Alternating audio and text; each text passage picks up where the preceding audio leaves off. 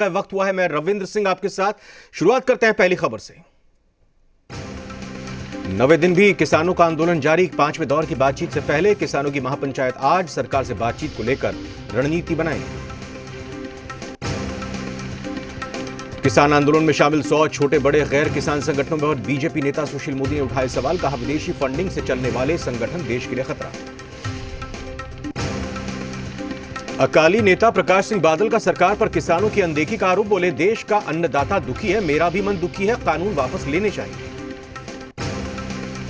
किसानों से मीटिंग के बाद बोले, कृषि मंत्री, किसानों के साथ सरकार का कोई ईगो नहीं, एपीएमसी को मजबूत करने पर काम करेगी सरकार। किसान आंदोलन को लेकर केंद्र सरकार के खिलाफ अकाली दल ने खोला मोर्चा। क्षेत्रीय दलों को एकजुट करने में जुटे बादल। ममता और उद्धव से भी करेंगे बात।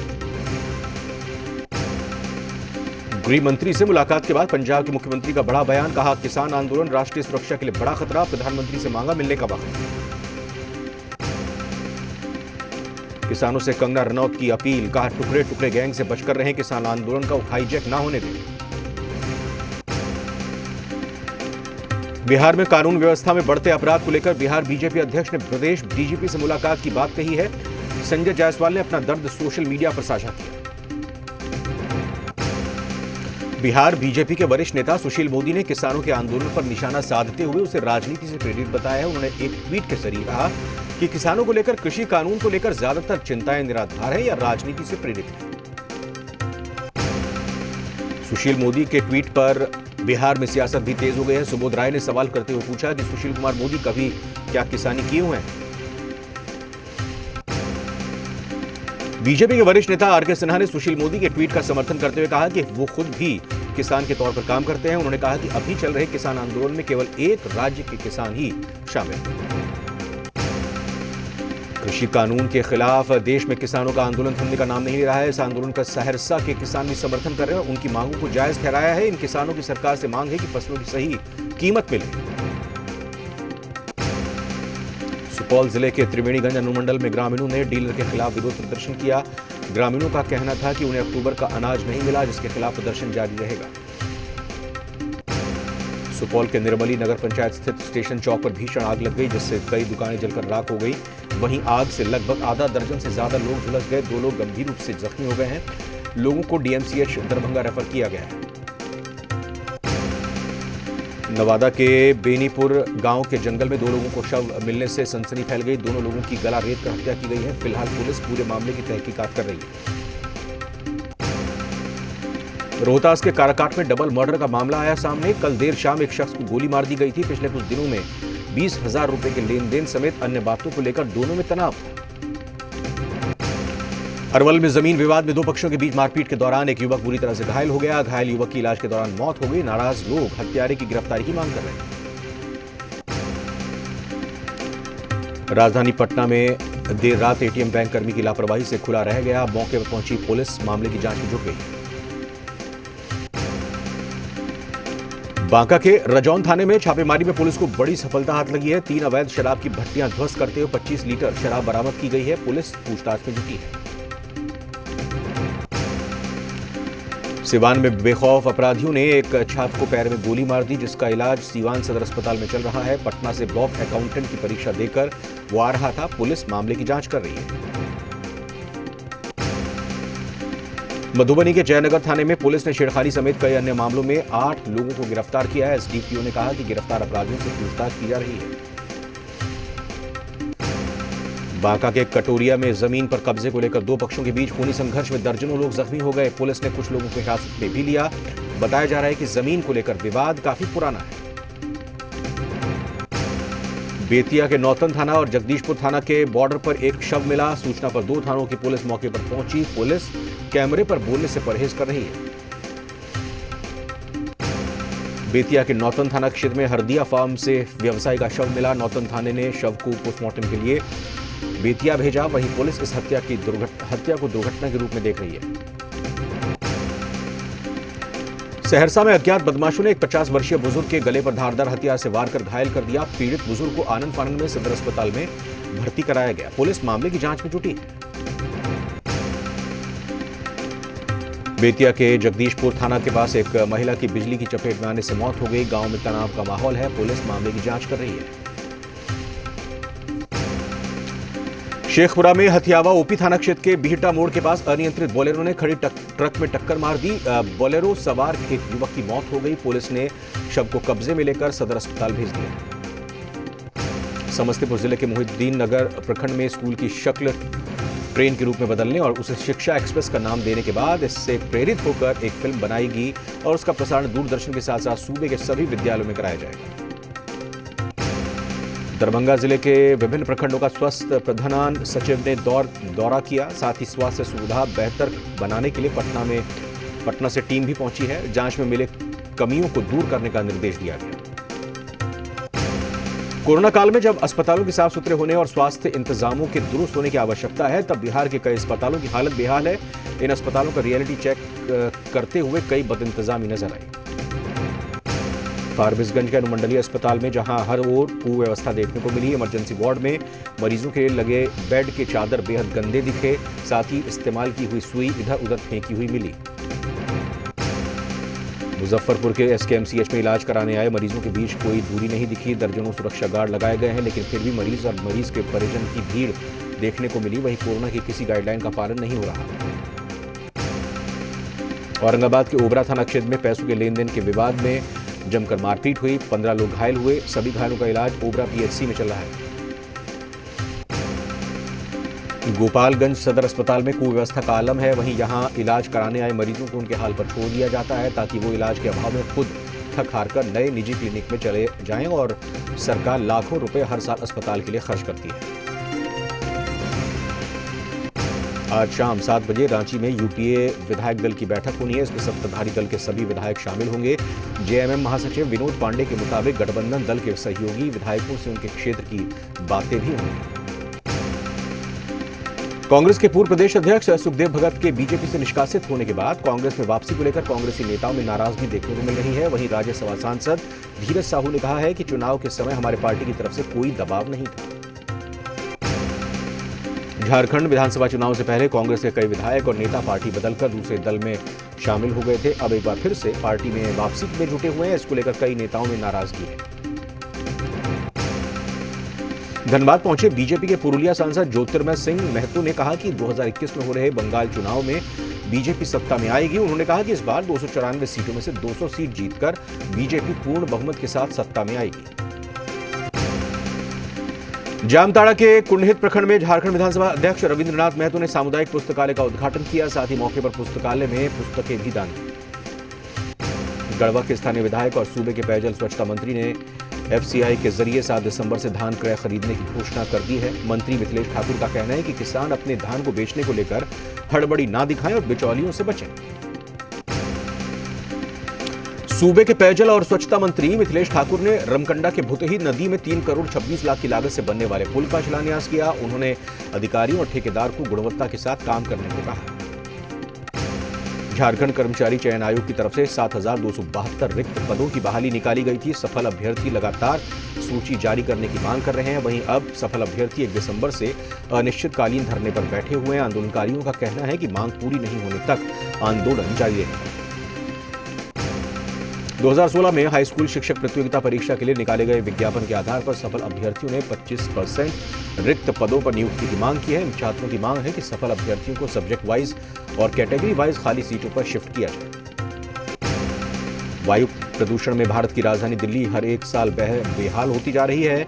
वहीं रांची में एयर क्वालिटी इंडेक्स 160 से 200 के आसपास है, जो कि खतरनाक श्रेणी में आता है, जो कि बेहद ही खतरनाक है। राज्य में one nation one ration card के लिए पाकुड़ में भी दूसरे प्रदेश से रहने वाले लाभुकों को चिन्हित करने के लिए निर्देश दिए गए। उन्होंने सभी बीडीओ सीओ को अपने अपने क्षेत्र में ऐसे लाभुकों को चिन्हित करने को कहा है।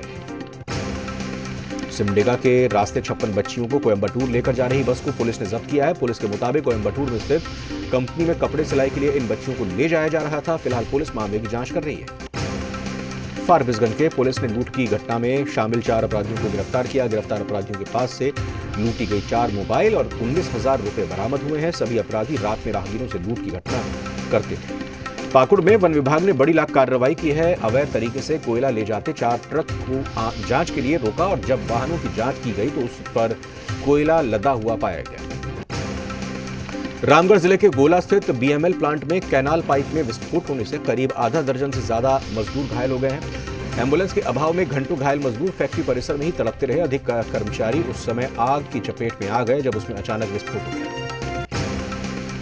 चतरा में मगध कोल परियोजना और आम्रपाली में बगैर इजाजत के सड़कों पर कोयला लदे वाहनों का परिचालन किया जा रहा है। इस सब की जानकारी अधिकारियों को है, लेकिन इस पर कार्रवाई कोई नहीं करता है।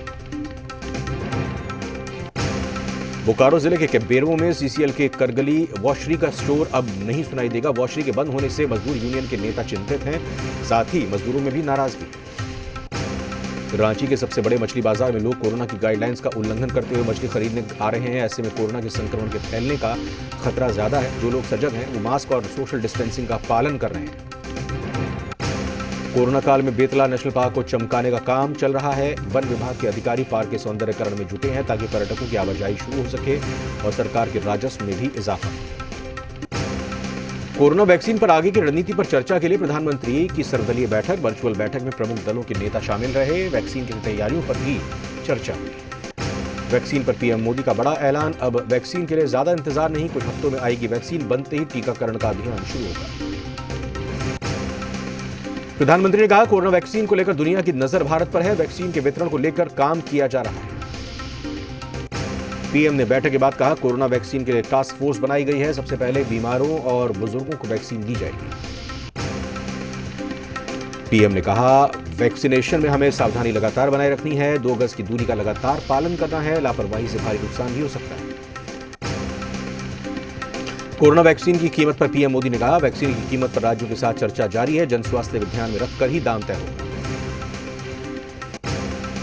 देश में कोरोना के 36,595 नए मामले आए सामने। पिछले 24 घंटों में 540 संक्रमितों की मौत। भारत में कोरोना संक्रमित लोगों की संख्या 95 लाख पार। अब तक 1,39,000 से ज्यादा मौतें। हैदराबाद में पेपर बैलेट खुलते ही बड़ा उलटफेर। बीजेपी की सीट हुई कम, तेजी से बढ़ी टीआरएस। ओवैसी की एमआईएम की सीट में भी बढ़ोतरी। हैदराबाद नगर निगम चुनाव रुझानों में बीजेपी को 41, टीआरएस को 67 और मजलिस को 33 सीटों पर बढ़ा। जम्मू कश्मीर में डीडीसी चुनाव का आज तीसरा चरण। जम्मू के 17 और कश्मीर के 16 सीटों पर वोटिंग। जम्मू कश्मीर में डीडीसी चुनाव के वोटिंग के दौरान हिंसा। अनंतनाग में उम्मीदवार को मारी गई गोली, गंभीर हालात में अस्पताल में भर्ती। जम्मू में शरणार्थी के तौर पर पाकिस्तान से आए लोगों ने जिला विकास परिषद चुनाव में किया मतदान। वोट डालने के बाद मनाया जश्न। चक्रवाती तूफान बुरेवी के आज तमिलनाडु और केरल के तट से टकराने की संभावना। खतरे को देखते हुए दोनों राज्यों में अलर्ट। बुरेवी तूफान के कारण आज तिरुवनंतपुरम इंटरनेशनल एयरपोर्ट पर बंद। शाम 6 बजे तक बंद रहेगा एयरपोर्ट। तूफान बुरेवी के खतरे को देखते हुए केरल सरकार ने समुद्र में मछली मारने पर लगाई रोक। तटीय इलाके में बनाए गए 2891 रिलीफ केंद्र। सीएम योगी के गोरखपुर दौरे का आज दूसरा दिन। महाराणा प्रताप शिक्षा परिषद के स्थापना समारोह में पहुंचे सीएम योगी आदित्यनाथ। सीडीएस बिपिन रावत भी शामिल। योगी सरकार का बड़ा फैसला। सरकारी स्कूलों में सप्ताह में 1 दिन होगी नो बैग डे। पढ़ाई के साथ खेलकूद को दी जाएगी ज्यादा तवज्जो। फॉरेस्ट डेवलपमेंट मैनेजमेंट सॉफ्टवेयर के ई ऑक्शन पोर्टल का शुभारंभ करेंगे सीएम त्रिवेंद्र रावत। ऋण वितरण कार्यक्रम में भी होंगे शामिल। बीएचयू प्रशासन ने हॉस्टल में जड़ा ताला। कैंपस के राजाराम हॉस्टल के अंदर बंद है दर्जनों छात्र। अब मऊ से सामने आया लव जिहाद का मामला। शादीशुदा शख्स पर युवती को लेकर फरार होने का आरोप। ललितपुर में ग्रामीणों ने किया पुलिस की टीम पर पथराव। एक दारोगा समेत 3 पुलिस वाले जख्मी। मध्य प्रदेश के शहडोल में नहीं रुक रहा बच्चों की मौत का सिलसिला। जिला अस्पताल में 3 और मासूमों ने तोड़ा दम। आज से 1 महीने तक विभागों की समीक्षा करेंगे सीएम शिवराज। पीडब्ल्यूडी और स्कूली शिक्षा विभाग में होगी शुरुआत। नारायणपुर में नक्सलियों की कायराना हरकत। निर्माण में लगी मशीनों में आगजनी। कोटा के सुल्तानपुर में ट्रक और बोलेरो की टक्कर हादसे 5 लोगों की मौत। 12 में अज्ञात वाहन ने बाइक सवारों को मारी टक्कर। हादसे में 1 युवक की मौत और 1 घायल। कोटा में बदमाशों ने किया युवक पर लाठी सरियों से जानलेवा हमला। फोन कर घर के बाहर बुलाकर किया हमला। भारत में 1.5 महीने पहले पुलिस पार्टी पर फायरिंग कर भरतपुर में 1.5 महीने पहले पुलिस पार्टी पर फायरिंग कर नाकाबंदी तोड़कर भागे 2 गौ तस्करों को अवैध हथियारों समेत गिरफ्तार किया गया। भरतपुर के कामा में रैन बसेरे में शराब पार्टी। न्यायिक मजिस्ट्रेट के औचक निरीक्षण में खुलासा। आज आरबीआई की नई मॉनेटरी पॉलिसी का होगा ऐलान। आरबीआई रेपो रेट और रिवर्स रेपो रेट में कर सकती है कटौती। कोटक वेल्थ हारून ने देश की 100 सबसे अमीर महिलाओं की सूची जारी की। एचसीएल टेक्नोलॉजी रोशनी नाडर मल्होत्रा पहले नंबर तो किरण मजूमदार शॉ दूसरे नंबर पर मौजूद।